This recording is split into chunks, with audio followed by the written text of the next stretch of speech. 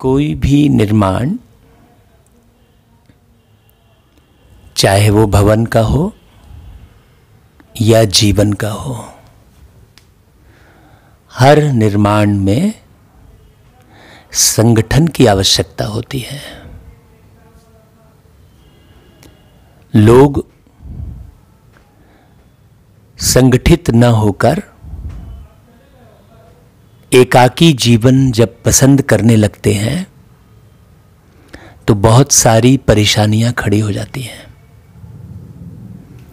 आज संसार में जो महामारी की जो दुर्दशा फैली है वो इसी बात का संदेश दे रही है कि लोग दूरियां बढ़ाने लगे थे, रिजर्व होने लगे थे, वीआईपी बनने लगे थे, हैं? एकाकी पसंद करते थे, मिलने से कतराते थे। कोई पद के भान में था तो कोई धन दौलत के अभिमान में था, हैं? कोई योग्यता के भान में था तो कोई ज्ञान के अभिमान में था तो किसी को बुद्धि का घमंड था। ऐसे ही दूरियां बढ़ रही थी तो फिर कुदरत ने भी वो इंतजाम किया कि चलो तुम्हें दूरियां ही पसंद है तो दूरी ही बनाकर रहो, तभी तुम बच पाओगे। वास्तव में जैसे कहा जाता है कि किसी घर में यदि अकेला व्यक्ति रहता है तो उस घर में चोर आते हैं, कोई भी हमला कर सकता है, उसमें कोई भी लूट कर ले जा सकता है। तो आज जो वार हुआ है, चाहे उसे वायरस कहें चाहे महामारी कहें, वो एकाकीपन के कारण वो वार हुआ है। तो मीठे भाइयों, सबका मालिक एक कहते हैं तो वास्तव में वो हम सबको एक करने इस धरती पर आता है। और जब आप एक सूत्र में बंधते नहीं हैं, केवल लेन देन वाला जीवन रखते हैं, तो बहुत सारी परेशानियां खड़ी होती हैं। यदि आपको हर परेशानियों से मुक्त होना है और एक बहुत सुंदर स्वर्णिम जीवन बनाना है तो हम सबको दिल से, हृदय से संगठित होना पड़ेगा। वो लगन प्यार की बढ़ानी होगी, मगन अवस्था रखनी होगी एक दूसरे से मिलने की। बिना मिले बेचैनी महसूस होनी चाहिए। हम आपस में मिलकर ही सब कुछ कर सकते हैं। एक ईंट से भवन का निर्माण जैसे नहीं हो सकता, उसी प्रकार एक व्यक्ति से इस जीवन का निर्माण नहीं हो सकता। ये जीवन नष्ट होने के कगार पर पहुंच गया है और हम इसे बचाने के लिए कितना पुरुषार्थ कर रहे हैं। हम अपना जीवन सिलेंडर में भरे वायु में ढूंढ रहे हैं, हम अपना जीवन मास्क में ढूंढ रहे हैं, हम अपना जीवन सैनिटाइजर में ढूंढ रहे हैं, हम अपना जीवन केमिकल से बनी दवाइयों में ढूंढ रहे हैं। देखिए कितने हम भटक चुके हैं। आइए जीवन को बचाने के लिए उस परमात्मा में एकाकार होकर हम सब एक हो जाएं।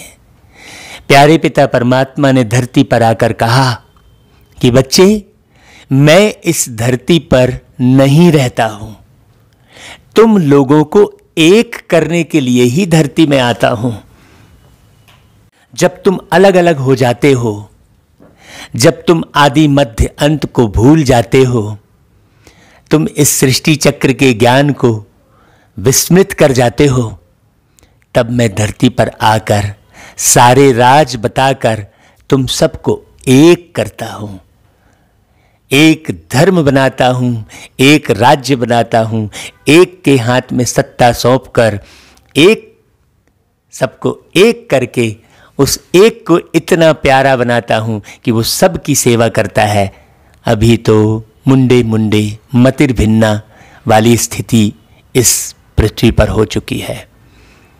आप सोचिए, एक ऐसा राजतंत्र बनाने आए हैं पिता परमात्मा जो प्रजातंत्र से कई गुना बेहतर होगा।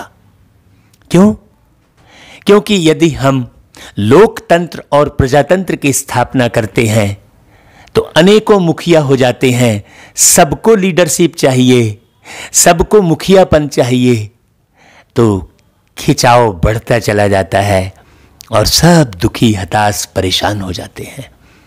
इसलिए परमात्मा धरती पर आकर लोकतंत्र को हटाकर राज्यतंत्र की स्थापना करते हैं, राजतंत्र बनाते हैं और सबको संगठित करके और एक एक करके मुखिया बनाते हैं और एक को इतना भरपूर करते हैं जो सबकी पालना करता है।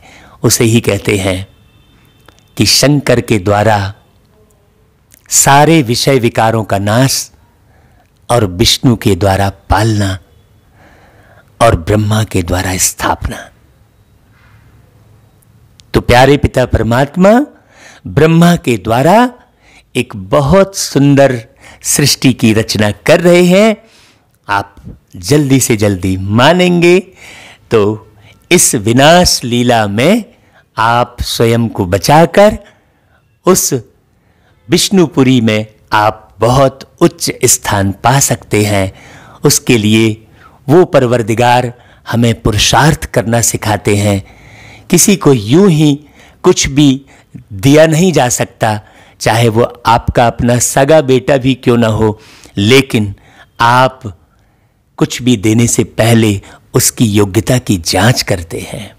उसी प्रकार वो परमात्मा भी धरती पर आकर इस विश्व को संभालने के लिए सारे बच्चों को एक रस में पढ़ाते हैं, समझाते हैं, और जो भी बच्चा मगन होकर लगन से और वैल्यूबल पढ़ाई पढ़ता है, उस मूल्यों को समझता है, तो वो अपना जीवन तो बनाता ही है, साथ साथ लाखों के जीवन के निर्माण का भागीदार बनता है और अपने समय में ऊंच पद का अधिकारी बनता है। तो रोज की अनुकरणीय मुरली आप सुन रहे हैं और मुझे लगता है कि बहुत लोग इसमें निर्माण भी कर रहे हैं। तो आज की मुरली 28 मई 2021 की, जिसमें बाबा ने कहा, मीठे बच्चे, बाप द्वारा तुम्हें जो सृष्टि के आदि मध्य अंत की नॉलेज मिली है, इसे तुम बुद्धि में रखते हो, इसलिए तुम हो स्वदर्शन चक्रधारी, है ना। बाबा ऐसा ही ज्ञान को हमें सुनाते हैं जिसे सुनकर हम वर्तमान, भूत और भविष्य तीनों को संवार लेते हैं। जैसे जो बीत गया वो पुनः वापस आएगा, जो आने वाला है वो आता ही है, और जो वर्तमान चल रहा है वो भी कई बार वो जीवन हम जी चुके हैं। तो बाबा ऐसी नॉलेज सुनाते हैं जिससे हम पूरी तरह से निश्चय बुद्धि बन जाते हैं कि भाई ये तो होना ही था, होना ही है, होना ही होगा। असमंजस की स्थिति समाप्त हो जाती है और हमारी बुद्धि में सब कुछ स्थिर हो जाता है। बाबा कहते रूह को पावन बनाने के लिए रूहानी बाप कौन सा इंजेक्शन लगाते हैं? भाई कौन सा इंजेक्शन लगाते हैं रूह को पावन बनाने के लिए? क्योंकि वास्तव में बीमार तो आत्मा हुई है। आत्मा बीमार होने के कारण यहां के चिकित्सक अंत में यही कहते हैं कि हमने तो सब उपाय कर लिया, अब तो वही परवरदिगार ठीक कर सकता है। वो सुप्रीम चिकित्सक कहलाता है। तो हर चिकित्सक यही इशारे करते हैं जब वो थक जाते हैं आखिरी में। तो फिर बाबा अर्थात सुप्रीम चिकित्सक कौन सा इंजेक्शन लगाते हैं और किसे लगाते हैं? आत्मा को इंजेक्शन लगाते हैं मन मनाभाव का। मन मनाभाव का अर्थ पिछली मुरलियों में बहुत बारीकी से अलग अलग स्थानों पर अलग अलग ढंग से बाबा ने कहलवाया है, आप उसे जरूर सुनिएगा। बाबा कहते हैं कि यह इंजेक्शन रूहानी बाप के सिवाय और कोई लगा नहीं सकता। बाप कहते हैं मीठे बच्चे तुम मुझे याद करो बस। तो याद कैसे आएगी भाई? जब तक किसी से संबंध नहीं होता उसकी याद थोड़ी आती है। आपके शहर में न जाने कितने सारे लोग हैं, लेकिन जितने लोग भी रह रहे हैं उनमें से याद किसकी आएगी आपको? जिससे आपका संबंध होगा। तो अपने दिल से पूछिए कि उस परमात्मा बाप से, उस परम पिता से आपका क्या संबंध है। जब तक संबंध नहीं होगा तब तक याद तो आएगी नहीं। आप फरियाद को याद कह लेते हैं, आप तो फरियाद करते हैं जाकर, याद थोड़ी करते हैं। जब कोई कष्ट हुआ तो पुकारते हैं, जैसे कष्ट हुआ तो डॉक्टर के पास जाते हैं, और लड़ाई झगड़ा हुई तो जज के पास जाते हैं। वैसे ही जब आप परेशान होते हैं, कष्ट मिलता है, तब आप जाते हैं। वैसे तो आप डॉक्टर को याद नहीं करते ना, जज को भी याद नहीं करते। तो ऐसे ही आप भगवान को याद करते हैं। कहते जरूर है परम पिता, लेकिन क्या परम पिता का वो संबंध बनाया है? भाई परम पिता कह रहे हैं तो जरूर वो बाप बहुत प्यार से आकर हमारी पालना भी करता होगा। तो बाबा कहते हैं देखो ऐसे ही याद से तुम आत्मा पावन बन जाएंगी। इसमें संस्कृत आदि पढ़ने की भी जरूरत ही नहीं है, ये तो याद की बात है। बाप तो हिंदी में सीधे शब्दों में सुनाते हैं। रूह को जब यह निश्चय हो जाता है कि रूहानी बाप हमें पावन बनने की युक्ति बता रहे हैं, तो विकारों को वो छोड़ती जाती है। नहीं तो बिना विकार के उसे आनंद ही नहीं आता। हाँ, वो इन पंच इंद्रियों के रस में ही लगी रहती है। हाँ, या तो कर्ण रस, या तो जीभ रस, या तो नैनों का रस, ये सब रस में उलझी रहती है आत्मा। और जब परमात्मा का ज्ञान अमृत मिल जाता है तो अमृत के सामने सब रस फीके लगते हैं। तो हमारे हृदय से एक गीत प्रस्फुटित होता है कि आपसे बाबा हम इतना है सीखे कि सब रस लगते हैं फीके। हो बाबा सब रस लगते हैं फीके। प्यारे बाबा ज्ञान अमृत ऐसा पिलाते हैं, ऐसा रस पिलाते हैं कि इस दुनिया के फिर सब रस फीके लगने लगते हैं। जब सब रस फीके लगने लगेंगे तभी आप पावन बन सकते हैं। ये बाबा हमें पावन बनने की युक्ति बताते हैं। ओम शांति। ओम शांति का अर्थ तो बच्चों को समझाया है कि आत्मा ओम शांति बोलकर अपना परिचय देती है कि मैं आत्मा शांत स्वरूप हूँ, मेरा स्वरूप शांत है और मेरे रहने का स्थान भी शांति धाम है, जिसको परम धाम निर्वाण धाम भी कहा जाता है। बाप भी कहते हैं कि देह अभिमान छोड़ देही अभिमानी बनो, और बाप को याद करो, क्योंकि वह है ही पतित पावन। यह कोई भी नहीं जानते कि हम आत्मा हैं, यहाँ आए हैं पार्ट बजाने, और अब ड्रामा ये पूरा होता है, वापस जाना है ना भाई। ये सच्चाई सुनिए, समझिए जल्दी जल्दी कि अब वापस जाना है। इसलिए अब यहाँ के रस से अपनी बुद्धि को हटा लीजिए। क्योंकि यदि आप इस रस में पड़े रहेंगे तो आप नीरस हो जाएंगे आने वाले दिनों में। हाँ, बाबा कहते हैं मुझे याद करो तो तुम्हारे विकर्म विनाश होंगे।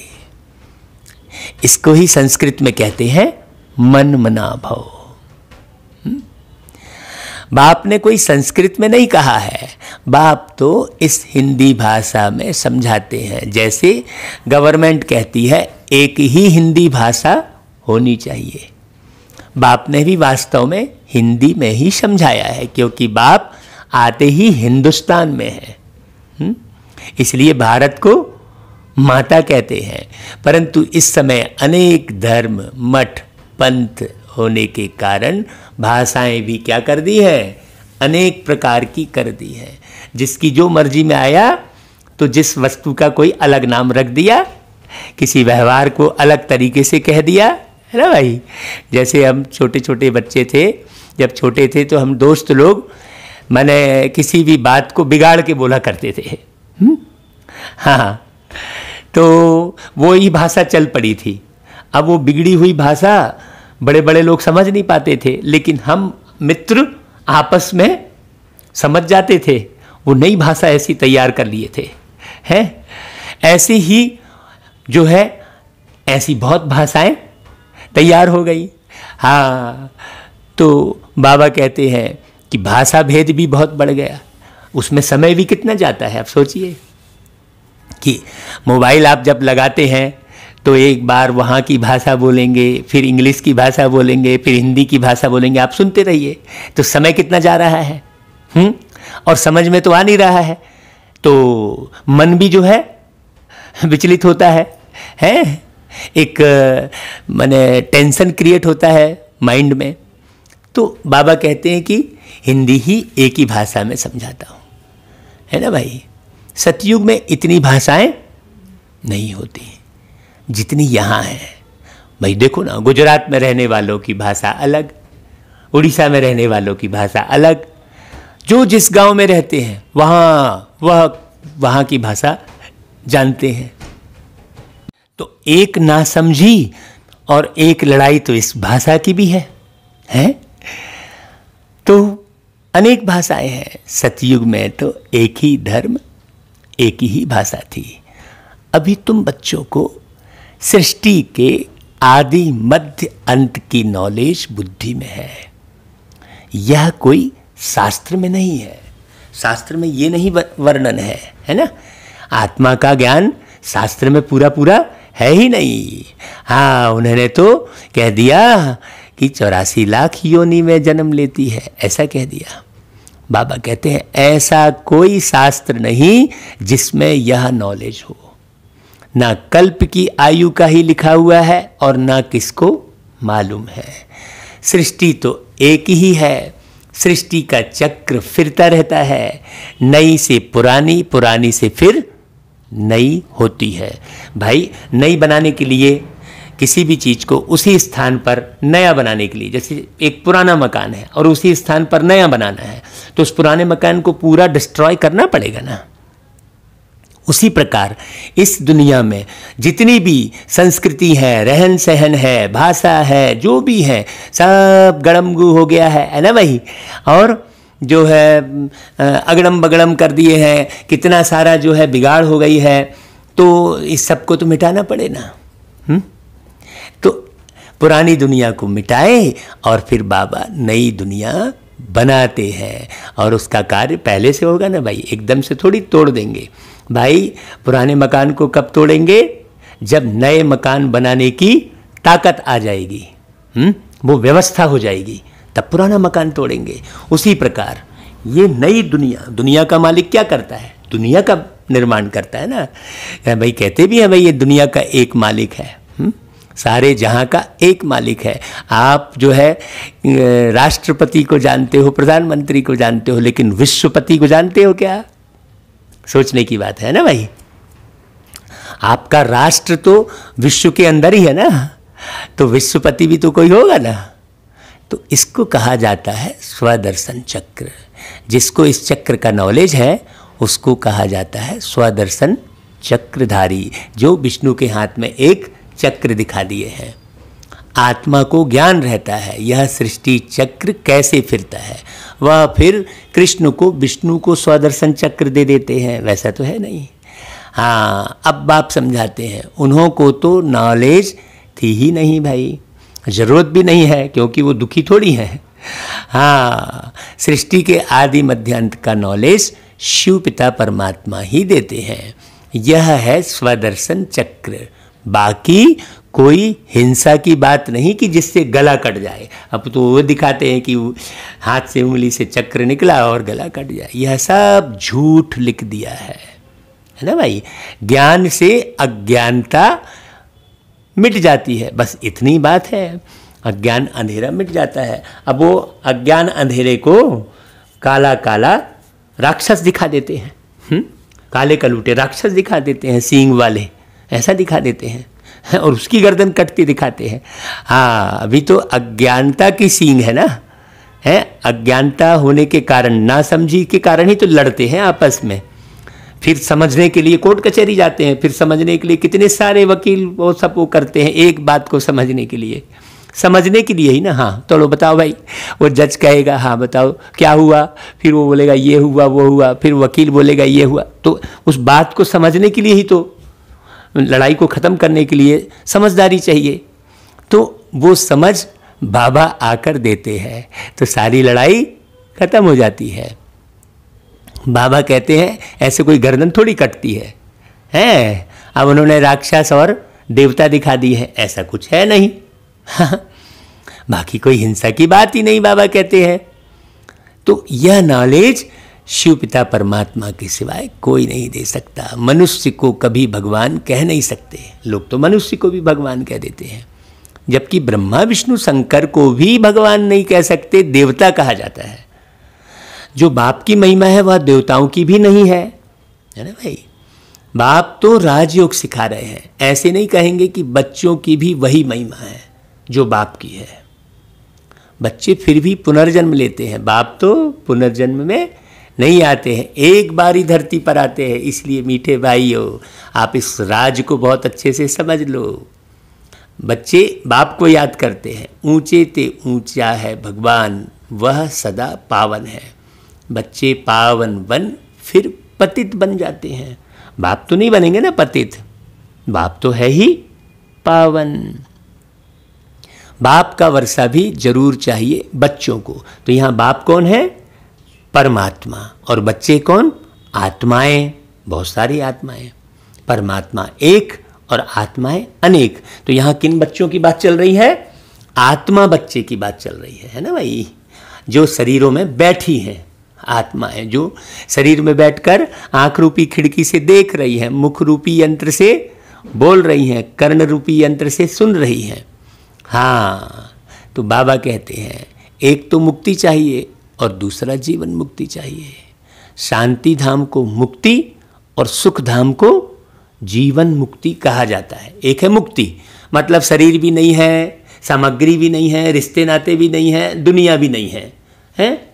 वो हो गई मुक्ति, कुछ नहीं, जहाँ कुछ नहीं।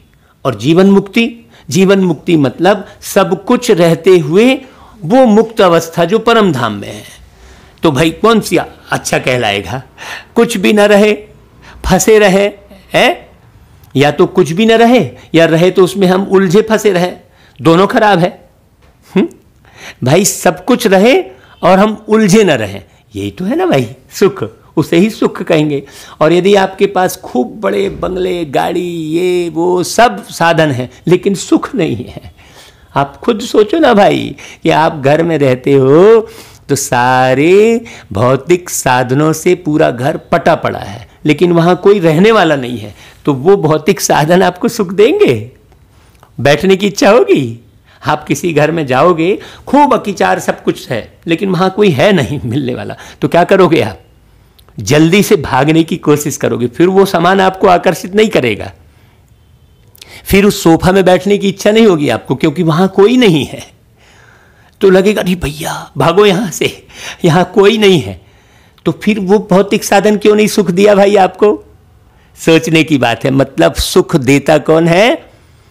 हाँ, आत्माओं से ही सुख मिलता है। और यदि मान लो चलो बहुत सारे सामग्री पड़ा है, ढेर सुख के साधन पड़े हैं, और वहां पर आत्मा रहित एक शरीर भी पड़ा है, तो भी आप क्या करोगे? रुकोगे? आत्मा रहित एक शरीर पड़ा है तो रुकोगे? वहां नहीं रुकोगे, और डर के भागोगे। क्यों? क्योंकि वहां आत्मा नहीं है। भौतिक साधन भी खूब सारे हैं, और वो एक शरीर भी है जिसे आप देख रहे थे, और कई शरीर पड़े हैं वहां पर, लेकिन उन शरीरों में आत्मा नहीं है। तो आपको कौन सी चीज आकर्षित करेगी? इसका मतलब क्या हुआ कि संसार में जितना भी आकर्षण है वो सब किसका है? आत्मा का है, लेकिन हम इसे जानते ही नहीं हैं। सोचिए, सूक्ष्म में आप आकर्षित किस तरफ हैं? आत्मा में ही है। चाहे कितनी भी सुंदर देह हो, आप आकर्षित हुए, आपने छुआ उस देह को, और उसमें से आत्मा निकल गई, फिर छुएंगे? सोचने की बात है। फिर छूने की इच्छा होगी? फिर तो जल्दी से हाथ पीछे करेंगे, हैं? तो सोचिए, लेकिन ज्ञान नहीं है कि हम सब एक अशरीरी आत्मा है। तो बाबा आकर जीवन मुक्ति और मुक्ति दोनों का वर्षा देते हैं। अभी क्लियर होगा आपको। तो मुक्ति तो सबको मिलती है, लेकिन जीवन मुक्ति किसको मिलेगी? जो मुक्त अवस्था में जीवन जीने की विधि सीखेगा, है ना भाई? अभी तो सब उलझे हुए हैं, कोई अपने को आत्मा नहीं समझ रहा है, जबकि हैं सभी आत्मा। और आत्मा का हमने उदाहरण भी दिया आपको अच्छे से। तो जो पढ़ेंगे उनको मिलेगी जीवन मुक्ति। भारत में बरोबर जीवन मुक्ति थी भाई। पढ़ेंगे मतलब कौन सी पढ़ाई? ये सृष्टि चक्र की पढ़ाई, आत्मा की पढ़ाई, परमात्मा की पढ़ाई, ये पढ़ाई जब पढ़ेंगे। ऐसे तो आप MBBS किए हैं, कोई LLB किया है, कोई कुछ किया है, पढ़े लिखे नहीं, ऐसा थोड़ी है। लेकिन वो पढ़ाई आपके इस शरीर रूपी जीवन के साथ समाप्त हो जाती है। लेकिन ये पढ़ाई आत्मा के साथ बरकरार रहती है, जीवन दर जीवन चलती है ये पढ़ाई। तो इसे समझने की जरूरत है, तो इसको गहराई से समझने की जरूरत है। तो बाबा कहते हैं कि भारत में बरोबर जीवन मुक्ति थी, बाकी सब इतने मुक्ति धाम में थे। सतयुग में सिर्फ एक ही भारत खंड था। अब ऐसा ज्ञान आपको किसी भी कथा कहानी में नहीं है। लक्ष्मी नारायण का राज्य था, बाबा ने समझाया है। लक्ष्मी नारायण के मंदिर अभी भी सबसे जास्ती बनाते हैं। बिड़ला आदि जो मंदिर बनाते हैं, वह यह नहीं जानते कि लक्ष्मी नारायण को यह बादशाही कहाँ से मिली, कितना समय राज्य किया, फिर कहाँ चले गए, कुछ भी नहीं जानते। अब कुछ भी नहीं जानते तो जैसे गुड़ियों की पूजा हुई ना, तो इसको कहा जाता है भक्ति। अब आज उनके इतने भव्य मंदिर बन रहे हैं, तो जरूर उन्होंने कुछ ऐसे कर्म इस धरती पर आकर किए होंगे ना भाई। तो बाबा हमेशा लक्ष्मी नारायण का उदाहरण क्यों देते हैं कि आप गुणगान करो कि मैं भी लक्ष्मी नारायण जैसा पुरुषार्थ करूं, है ना भाई? अगर मैं नहीं कर रहा हूं तो फिर ये मुरली पढ़ना भी क्या हो जाएगा? वो एक खेल जैसा हो जाएगा, गुड्डियों की पूजा जैसी हो जाएगी ये मुरली भी, ये भी फिर भक्ति हो जाएगी। बाबा कहते हैं देखो आप ही पूज्य फिर आप ही पुजारी बनते हो। पूज्य और पुजारी में बहुत फर्क है, उनका भी अर्थ होगा ना भाई। पतित उनको कहा जाता है जो विकारी हैं, क्रोधी को पतित नहीं कहेंगे। जो विकार में जाते हैं उनको पतित कहा जाता है ना भाई। कहते हो आप विषय विकार मिटाओ। इस समय तुमको ज्ञान अमृत मिलता है। ज्ञान का सागर है ही एक बाप, तो हमें उन्हें पहचानना चाहिए, है ना भाई। बाबा ने समझाया है यह भारत ही सतो प्रधान ऊंचते ऊंच था, अभी तमो प्रधान है। और ये सब बातें रोज सुनने वाले जो बाबा के बच्चे हैं, जो रोज मुरली सुनते हैं, उनकी बुद्धि में है। यहां कोई राजाई तो है नहीं, यह है ही प्रजा का प्रजा पर राज्य। हाँ, राजा महाराजा तो है नहीं यहाँ पर। अभी सतयुग में बहुत थोड़े होते हैं, अभी तो कितनी प्रजा है ना भाई। विनाश की तैयारियां भी होती हैं। बाबा ने बहुत गूढ़ राज बताया कि दिल्ली परिस्तान तो बनना ही है। मतलब बहुत गहरी बात है इसमें कि भाई जो दिल से पुरुषार्थ करते हैं वे फरिश्ते बनते हैं। हाँ, है ना भाई। जिसने ये देह ली है, देहली मतलब जिसने ये देह ली है, ये जिसको भान रहता है वो परियों की तरह जीवन जीता है। तो देहली परिस्तान तो बनना ही है। माने बाबा एक स्थान विशेष की तो बात कर ही रहे हैं, लेकिन उसके पीछे बाबा जो और गहरी बात समझाना चाह रहे हैं वो इशारों में समझने वाले बच्चे ही समझेंगे। बाबा कहते हैं यह बात कोई जानते नहीं है, वह तो समझते हैं यह न्यू दिल्ली है ना भाई। बाबा ने कह दिया ना भाई, इसे कोई जानते नहीं है। इस पुरानी दुनिया को पलटाने वाला कौन है यह किसको पता नहीं है, कोई शास्त्र में भी नहीं है। समझाने वाले एक ही बाप है। अभी तुम बच्चे नई दुनिया के लिए तैयारी कर रहे हो। हाँ, ये भाई ये नशा है कि नहीं कि हम नई दुनिया के लिए तैयारी कर रहे हैं। कौड़ी से हीरे मिसल बन रहे हो, कितना नशा। सोचो भारत कितना साल्वेंट था, दूसरा कोई यहाँ पर धर्म ही नहीं था। अभी तो अनेक धर्म हैं, आप देख रहे हो। अभी रहमदिल बाप को याद करते हैं। भारत सुखधाम था, यह भूल गए हैं। हाँ, इसलिए क्या कर दिया है कि सतयुग में भी मार काट दिखा दिया। कहते हैं सतयुग की भी एक कहानी अलग से गढ़ दी है भाई।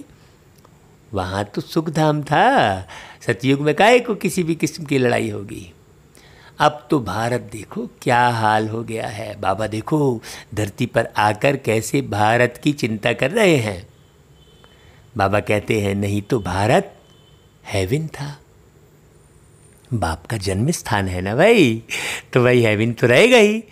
शास्त्रों में ये वर्णन है कि वो खुदा बहिस्त हथेली पर लेकर आया। तो बड़ी गहरी बात समझने की है ना भाई। तो ड्रामा अनुसार बाप को जो है तरस आ जाता है भारत के ऊपर। भारत तो बहुत प्राचीन देश है। कहते भी हैं बरोबर क्राइस्ट से 3000 वर्ष पहले भारत स्वर्ग था और कोई धर्म नहीं था। अभी तो यह भारत बिल्कुल पट पर आकर पड़ा है। गाते तो हैं भारत हमारा देश सबसे ऊंच था, नाम ही था हेवन, स्वर्ग। भारत की महिमा का भी किसी को कुछ भी पता नहीं है। कहते जरूर है मेरा भारत महान, लेकिन क्यों महान था? यही भारत स्वर्ग था। ये बात मालूम नहीं है। जहाँ सोने और हीरे जवाहरात के महल थे, अब तो सोने की चिड़िया भी नहीं कहलाती है। पहले कहते थे सोने की चिड़िया था, है ना, भारत कभी, ऐसा कहते थे। तो भारत की कहानी माना दुनिया की कहानी, इसको सत्यनारायण की कहानी कहा जाता है। बाप ही बैठ समझाते हैं। पूरे 5000 वर्ष पहले भारत में लक्ष्मी नारायण का राज्य था, जिन्हों के चित्र भी हैं तो मंदिर भी है, परंतु उनको यह राज्य कैसे मिला, सतयुग के आगे क्या था, ये किसी को भी नहीं मालूम। संगम के आगे क्या था भाई? संगम के आगे क्या था? कलयुग। यह है संगम युग, जिसमें बाप को आना पड़ता है, क्योंकि जब पुरानी दुनिया को नया बनाना है तभी तो मुझे आना पड़ता है, पतित दुनिया को पावन बनाने। बाबा कहते हैं देखो मेरे लिए फिर कह दिया है सर्वव्यापी। क्या कह दिए हैं? युगे युगे आते हैं। तो मनुष्य ही मूंझ गए हैं। संगम युग को सिर्फ तुम बच्चे जानते हो जो डेली मुरली सुन रहे हो। तुम कौन हो? बोर्ड पर लिखा हुआ है प्रजापिता ब्रह्मा कुमार कुमारी। भाई फिर ब्रह्मा का बाप कौन? तो ब्रह्मा का बाप है शिव। ऊंचते ऊंच, पीछे है ब्रह्मा, फिर ब्रह्मा द्वारा रचना होती है। प्रजापिता तो जरूर ब्रह्मा को ही कहा जाता है ना, शिव को प्रजापिता नहीं कहेंगे, है ना भाई, क्योंकि प्रजा तो साकार में होती है ना। प्रजा मतलब साकार और आत्मा मतलब निराकार, है ना भाई। तो आत्माओं के बाप शिव हैं, लेकिन प्रजा के पिता ब्रह्मा हैं। शिव बाबा प्रजा के पिता नहीं हैं, है ना भाई। ये बहुत बारीक बात समझने की है। शिव सभी आत्माओं का निराकार बाप है। फिर यहाँ आकर प्रजापिता ब्रह्मा द्वारा एडॉप्ट करते हैं। बाप समझाते हैं मैंने इनमें प्रवेश किया है, उन द्वारा तुम मुख वंशावली ब्राह्मण बने हो। ब्रह्मा द्वारा ही तुमको ब्राह्मण बनाए, फिर देवता बनाता हूँ। ये गुहिराज किसी को मालूम नहीं है, ना जल्दी समझ में आती है ये बात, है ना भाई। तो बाबा कहते हैं अभी तुम ब्रह्मा के बच्चे बने हो। भाई ब्रह्मा किसका बच्चा? ब्रह्मा के बाप का कोई नाम है, वह है शिव निराकार बाप। वह आकर इनमें प्रवेश कर एडाप्ट करते हैं, मुख वंशावली बनाते हैं।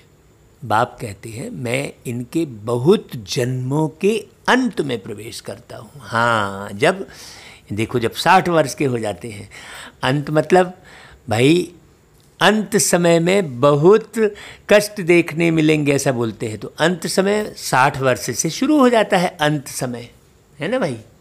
हाँ, उसके बाद फिर कब अंत हो जाए कोई ठिकाना नहीं है। तो बाबा यही कह रहे हैं बहुत जन्मों के अंत में प्रवेश करता हूँ। यह हमारा बन जाता है, संन्यास धारण करते हैं। किसका संन्यास भाई? घर बार का संन्यास नहीं, 5 विकारों का संन्यास। इसमें घर बार छोड़ने की दरकार नहीं है, स्पष्ट कह रहे बाबा। गृहस्थ व्यवहार में रहते पवित्र रहना है। मामेकम याद करो तो तुम्हारे विकर्म विनाश हो जाएंगे। यही योग है। देखो योग की परिभाषा बाबा ने स्पष्ट बता दी कि 5 विकार आपने छोड़ दिए और पवित्र रह रहे हैं तो सारे विकर्म विनाश हो जाएंगे। तभी बाबा की याद आएगी, तभी मुरली पढ़ने का आनंद आएगा, तभी मुरली पढ़ने से सुनने से नशा आएगा। कब? जब घर गृहस्थ में रहते पवित्र बनेंगे। हाँ, नहीं तो घर गृहस्थ छोड़ के आप कोई पुरुषार्थ कर रहे हैं तो याद तो घर गृहस्थी की ही आती रहेगी, है गहरी बात। तो यही योग है जिससे खाद निकल जाती है और तुम सतो प्रधान बन जाते हो। भक्ति में तो भल कितने भी गंगा स्नान करें, जप तप आदि करें, नीचे उतरना जरूर है। सतो प्रधान थे अब तमो प्रधान हैं। फिर सतो प्रधान कैसे बने भाई? हाँ, सो तो सिवाय बाप के कोई रास्ता बता ना सके। सबसे पहली बात तो सतो प्रधान शब्द ही सुनने में नहीं आता कहीं भी है। हाँ, बाप तो बिल्कुल ही सहज रीति बताते हैं, मामेकम याद करो। भाई याद अलग चीज़ हो गई ना। बाबा यह किससे बात कर रहे हैं भाई? आत्माओं से बात करते हैं। किनके द्वारा बात कर रहे हैं? ब्रह्मा के तन से बात कर रहे हैं। हाँ, जैसे हम मोबाइल के द्वारा आपसे बात कर रहे हैं। मोबाइल एक माध्यम है ना भाई? हाँ, आपको मोबाइल थोड़ी सुना रहा है, सुना तो हम रहे हैं भाई। मोबाइल एक माध्यम है, वैसा ही ब्रह्मा बाबा एक माध्यम है। सुना कौन रहे हैं? शिव बाबा। हाँ, कोई गुजरातियों व सिंधियों से बात नहीं करते हैं। बाबा किन से बात करते हैं? आत्माओं से बात करते। नहीं तो लोग ये कहने लग जाएं, अरे वहाँ तो सिंधी ही सिंधी है। क्या भगवान सिंधियों से बात करते हैं क्या? क्या गुजरातियों से बात करते हैं क्या? ऐसा नहीं, बाबा आत्माओं से बात करते हैं। यह है ही रूहानी ज्ञान। शास्त्रों में है जिस्मानी ज्ञान, बिल्कुल स्पष्ट बात है। सारे अवतार जिस्मानी दिखाए हैं, जितने भी दिखाए हैं। रूह को ही ज्ञान चाहिए, रूह ही पतित बनी है ना, उनको ही रूहानी इंजेक्शन चाहिए। बाप को कहा जाता है रूहानी अविनाशी सर्जन। देखो है ना भाई? भाई चिकित्सक लोग बोलते हैं ना कि अब तो ऊपर वाला ही, तो ऊपर वाला किसको थमा के रखेगा भाई शरीर में? रूह को ना। मतलब रूह छूट गई, मतलब लोग कहेंगे देहांत हो गया। तो फिर रूह को कौन संभालेगा? रूह को ये देहधारी डॉक्टर थोड़ी संभालेगा। रूह को तो विदेही डॉक्टर ही संभालेंगे ना भाई। तो आखिरी में डॉक्टर जो बोल रहे हैं कि अब तो भाई आप उनको ही याद करो, तो बाबा तो रोज़ कह रहे हैं कि मामेकम याद करो। भाई आखिरी में क्यों याद करोगे? पहले ही याद कर लो ना, है ना भाई? तो बाबा कहते हैं देखो कि रूह ही पतित बनी है ना। बाप को कहा जाता है रूहानी अविनाशी सर्जन। वह आकर अपना परिचय देते हैं कि मैं तुम्हारा रूहानी सर्जन हूँ। बीमारी किसको लगी है? आत्मा को। तुम आत्मा पतित होने के कारण शरीर भी रोगी हो गया है।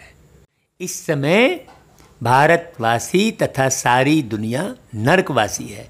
आप इस लाइन को बहुत अच्छे से अंडरलाइन कीजिए कि आत्मा पतित होने के कारण शरीर भी रोगी हो गया है। अब शरीर को निरोगी बनाना है तो किसका इलाज करना पड़े?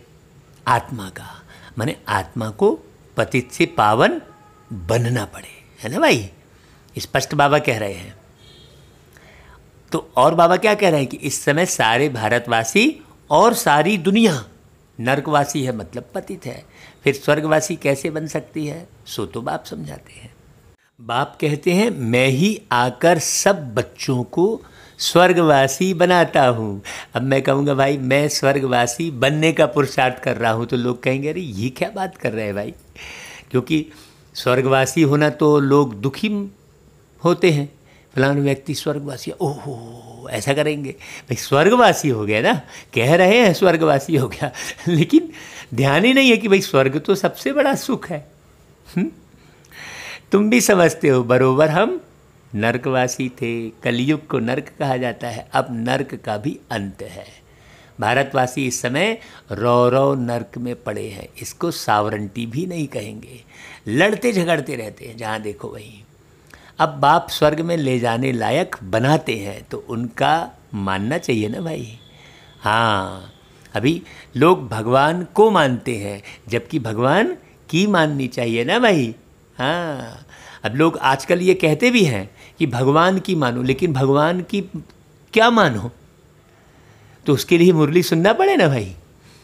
तो अपने धर्मशास्त्र को भी नहीं जानते हैं, बाप को ही नहीं जानते। बाप कहते हैं मैंने तुमको पतित से पावन बनाया था ना, है? कि कृष्ण ने बनाया था? पूछते हैं बाबा। कृष्ण तो पावन नंबर 1 था, वो तो पावन बना ना, इसलिए श्याम सुंदर कहते हैं, माने श्याम से सुंदर बना, काले से गोरा बना। तो कृष्ण एक शरीर का नाम है और उसमें जो आत्मा बैठी है वो पुनर्जन्म लेते लेते अब श्याम बनी है, काम चिता पर बैठ काले बने हैं। और लोग तो कुछ और बोल देते हैं भाई, वो गीत गाते हैं यशोमती मैया से बोले नंदलाला, यशोमती मैया से बोले नंदलाला, राधा क्यों गोरी मैं क्यों काला। अब देखो कृष्ण खुद ही पूछ रहे हैं ना, तो फिर जब कृष्ण खुद ही पूछ रहे हैं कि मैं क्यों काला, तो फिर दुनिया वाले कैसे बता लेंगे भाई? सोचो। नहीं, दुनिया वाले बोल देते हो उनको सर्प ने डसा इसलिए काला है। बोली मुस्काती मैया ललन को बताया, बोली मुस्काती मैया ललन को बताया, काली अंधियारी में तू, काली अंधियारी रात में तू आया, इसीलिए काला। अब भाई ये बात कैसे समझने की है? अब मान लो कोई बच्चा रात में पैदा होता है तो क्या वो काला होता है क्या? सोचने की बात है। बहुत से बच्चे अभी रात में जन्म लेते हैं तो क्या काले होते हैं क्या?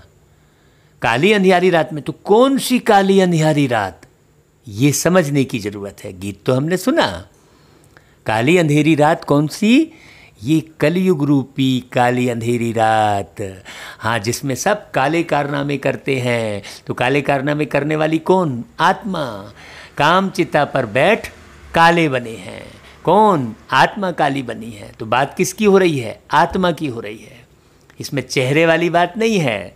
तो यशोमती मैया, यशोदा मैया, मतलब यशोदा मैया कौन? तुमेव माता च पिता तुमेवा कौन? किस एक को तुमेव माता कह रहे हो? पिता भी वही, माता भी वही, वो परमात्मा है ना। तो यशोदा भी फिर वही है जो यश दिलाती है, यशोदा है ना भाई। परमात्मा शिव आकर हमें ज्ञान सुनाते हैं और हम ज्ञान लोगों को सुनाते हैं तो लोग हतप्रभ रह जाते हैं, माँ इतना अच्छा ज्ञान सुना रहे हो। तो भाई हमारी तो हमको तो यशोदा मैया ने सुनाया है। कौन यशोदा मैया? वही शिव बाबा जो यश दिलाते हैं, यशोदा। तो जगदम्बा को काली क्यों दिखाते हैं? यह कोई नहीं जानते, है ना भाई। उसमें नारी भी आ गई, पुरुष भी आ गए, काले तो दोनों हो रहे हैं ना काम चिता पर बैठकर, हैं। हाँ, जैसे कृष्ण को काला दिखाया है वैसे जगदम्बा को भी काला दिखाते। अब तुम काले हो फिर सुंदर बनते हो। अभी तुम सब काले हो, बाबा कह रहे हैं। तुम सब काले हो मतलब कौन? तुम सब आत्मा। तुम समझा सकते हो भारत बहुत सुंदर था। भारत बहुत सुंदर था मतलब आत्मा बहुत सुंदर थी। भाई आत्माओं से भारत है ना। अब सब आत्माएं पूरे देश को खाली करके चली गई तो फिर उसे कोई देश बोलेंगे क्या? सभी आत्माएं शरीर छोड़कर, एक देश की सभी आत्माएं शरीर छोड़कर चली गई तो फिर वो देश कहलाएगा क्या? हाँ, तो भारत देश किससे है? आत्माओं से है समझने की बात। तो बाबा कहते हैं सुंदरता देखनी हो तो अजमेर में देखो, कहते हैं सोनी द्वारिका। स्वर्ग में सोने हीरे के महल थे, अभी तो पत्थर बित्तर है, सब तमो प्रधान है। तो बच्चे जानते हैं शिव बाबा ब्रह्मा दादा दोनों इकट्ठे हैं, इसलिए कहते हैं बाप दादा। वर्षा शिव बाबा से मिलता है, अगर दादा से कहेंगे तो बाकी शिव के पास फिर क्या रहा? वास्तव में पूरा पूरा वर्षा किससे मिल रहा है? शिव बाबा से। ब्रह्मा द्वारा मिलता है, ब्रह्मा द्वारा विष्णुपुरी की स्थापना होती है। अभी तो रावण राज्य है, सिवाय तुम्हारे सब नरकवासी हैं। हाँ, तुम नरक से निकल अभी स्वर्ग की तरफ जा रहे हो, मतलब तुम अभी संगम पर हो। मतलब हाँ, ना नरकवासी हो ना स्वर्गवासी हो, बीच में हो, मिलन में हो, संगम पर। अभी पतित से पावन बन रहे हो, फिर विश्व के मालिक बन जाएंगे। यह कोई मनुष्य नहीं पढ़ाते हैं। तुमको मुरली कौन सुनाते हैं भाई? बाबा पूछ रहे हैं। शिव बाबा परम धाम से आते हैं। पुरानी दुनिया पुराने शरीर में। कोई को निश्चय हो जाए तो फिर बाप से मिलने के सिवाय रह ना सके। कहें पहले बेहद के बाप को तो मिले, ठहर नहीं सकेंगे। कहेंगे बेहद का बाप जो स्वर्ग का मालिक बनाते हैं, उनके पास हमको फौरन ले चलो। देखो तो सही शिव बाबा का रथ कौन सा है। वो लोग भी घोड़े को श्रृंगारते हैं, पटका निशानी रखते हैं। वह रथ था मोहम्मद का, जिसने धर्म स्थापन किया। भारतवासी फिर बैल को तिलक मंदिर में रखते हैं, समझते हैं इस पर शिव की सवारी हुई। अब बैल पर तो न शिव की न शंकर की सवारी है। मैं कैसे बैठे हैं, कुछ भी समझते नहीं। शिव निराकार है, वह कैसे सवारी करेंगे भाई? इधर शिवलिंग दिखा रहे हैं और फिर उधर बैल दिखा दे रहे हैं। शिवलिंग के सामने बैल है तो शिवलिंग तो निराकार है, अब वो कैसे सवारी करेंगे भाई? टांगे चाहिए जो बैल पर बैठ सके, है ना भाई? बाबा कहते हैं देखो यह है अंधश्रद्धा। अच्छा भाई, बाबा फिर सबको याद प्यार देते हैं, गुड मॉर्निंग करते हैं, नमस्ते करते हैं। और हम बच्चे भी बाबा को बहुत बहुत याद करते हैं, प्यार करते हैं, नमस्ते करते हैं। अच्छा भाई, फिर धारणा के लिए सार। बाप से जो ज्ञान अमृत मिलता है, उस अमृत को पीना और पिलाना है। हाँ, अकेले नहीं पीना है, पिलाना भी है अच्छे से। पुजारी से पूज्य बनने के लिए विकारों का त्याग करना है। नहीं तो पुजारी के पुजारी रहेंगे भाई। पुजारी तो विषय विकार में सब जाते हैं, है ना भाई? बाबा तो पुजारी से पूज्य बनने की बात कर रहे हैं। मंदिर में हम मूर्ति की पूजा करते हैं, मूर्ति का ध्यान करते हैं। क्यों? क्योंकि जिसकी मूर्ति है वो पूज्य है, पावन है, और जो पुजारी है वो अपवित्र है। हाँ, सामने चैतन्य में वो बैठा है, लेकिन हम ध्यान किसका करते हैं? हाँ, वो, क्योंकि वो जो थे जब, तो वो पावन थे, इसलिए उनका हम ध्यान करते हैं मंदिर में जाकर। अच्छा, दूसरी पॉइंट, बाप जो स्वर्ग में जाने के लायक बना रहे हैं, उनकी हर बात माननी है, पूरा निश्चय बुद्धि बनना है। तो भाई कौन कौन सी बात नहीं मान रहे हो, उसे रिपीट मुरली सुनकर समझो। हाँ, कि हम कौन सी बात नहीं मान रहे हैं। बाबा की हर बात माननी है। आज की मुरली का सार है ना, पूरा निश्चय बुद्धि बनना है। अच्छा भाई, फिर वरदान, अपने संपूर्ण स्वरूप के आह्वान द्वारा आवागमन के चक्र से छूटने वाले लक्की सितारे भव। अब अपनी संपूर्ण स्थिति व संपूर्ण स्वरूप का आह्वान करो, तो वही स्वरूप सदा स्मृति में रहेगा। फिर जो कभी ऊंची स्थिति कभी नीची स्थिति में आने जाने का जो आवागमन का चक्र चलता है ना, बार बार स्मृति और विस्मृति के चक्र में आते हो, इस चक्र से मुक्त हो जाएंगे। तो आवागमन का मतलब ये नहीं है कि वहाँ से परम धाम जाना और फिर नीचे नहीं आना है। आवागमन का मतलब जो स्थिति बार बार नीचे ऊपर हो रही है, वो स्थिति की बात है एक्चुअल में, है ना भाई? हाँ, जो स्मृति और विस्मृति की बात है। हाँ, वे लोग जन्म मरण के चक्कर से छूटना चाहते हैं, और आप लोग व्यर्थ बातों से छूट चमकते हुए लकी सितारे बन जाते हो। अच्छा भाई, फिर स्लोगन, किसी भी विघ्न के वश होना, अर्थात डायमंड पर दाग लगाना। हाँ, तो दाग वाला डायमंड कोई काम का नहीं रहता। बड़ी समझने की बात है। वस्त्र भी दाग वाला आप थोड़ी खरीदते हैं, कोई भी चीज़ दाग वाली नहीं ली जाती। हाँ, फिर आप गाते हो, मैली चादर ओढ़ के कैसे द्वार तुम्हारे आऊं, मैली चादर ओढ़ के कैसे, हे पावन परमेश्वर मेरे, हे पावन परमेश्वर मेरे, मन ही मन शर्माऊं, मैली चादर ओढ़ के कैसे। तो कौन सी चादर मैली हो गई है भाई? हैं, आप जो चादर ओढ़ते हो वो तो आप साबुन से धो लोगे। बुद्धि रूपी चादर भ्रष्ट हो गई है, मैली हो गई है, हाँ, स्वार्थी हो गई है। सारी बुद्धि केवल अपने स्वार्थ के लिए चलती है। हाँ, मुझे जिसमें लाभ होगा मैं वहीं बुद्धि चलाऊंगा, लगाऊंगा। जहाँ मेरा अपना लाभ नहीं होगा वहाँ मैं बुद्धि नहीं लगाऊंगा बोले हैं। तो केवल अपने स्वार्थ में जो बुद्धि लगाते हैं वो दागी बुद्धि कहलाएगी, और जो परमार्थ में बुद्धि लगाते हैं वो स्वच्छ बुद्धि कहलाएगी। हाँ, तो मैली चादर कौन सी हो गई है? बुद्धि रूपी चादर मैली हो गई है। द्वार तुम्हारे आऊँ मन ही मन शर्माऊँ, क्योंकि बुद्धि रूपी चादर मैली हो गई तो मन क्या हो रहा है? शर्मा रहा है। जिसने गलत बुद्धि लगाकर गलत कर्म किए हैं, है ना भाई? हाँ, बहुत आड़ी टेढ़ी बुद्धि चलाकर बिल्कुल ऐसा सोचते हैं कि हमने सामने वाले को क्या कर दिया, अपनी बुद्धि से सामने वाले को हमने बेवकूफ़ बना दिया, ऐसा बड़ा खुश होते हैं, हैं? लेकिन अपने में दाग लगा लिया ये नहीं देखते, है ना?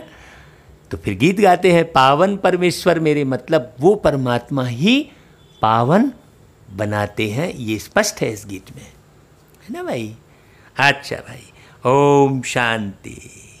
देखो ऐसे कई गीत बने हैं, है ना? जैसे वो मैली चादर ओढ़ के कैसे द्वार तुम्हारे जाऊं, ये गीत सुनाया।